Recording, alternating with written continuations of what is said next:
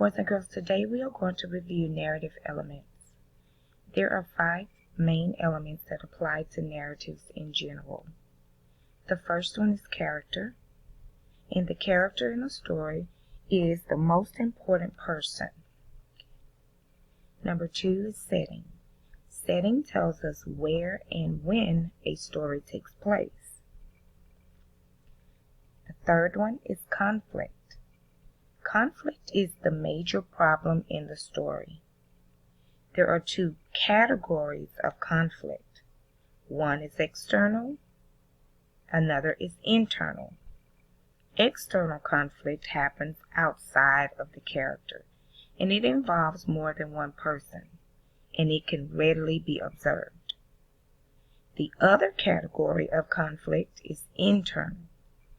Internal happens inside of the character, and it involves only one person and can only be observed in the thoughts and feelings of the character. Now, there are 3 types of conflict. Man versus nature, which would fall under the external category. Man versus self, which would fall under the internal category. And man versus man, which could fall under either external or internal. Next we have the plot. Now the plot is the sequence of all the events in the story. The plot is usually what we summarize when we're asked to do that. Okay? Last is theme. Theme is the underlying or stated main idea of a story.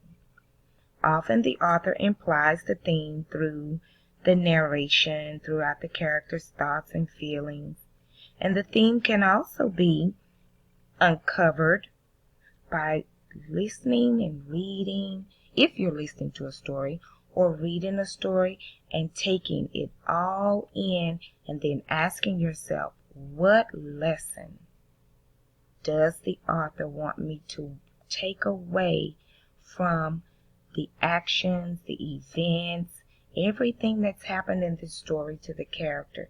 There has to be a lesson in this for me to learn. And these are the main ingredients in a story.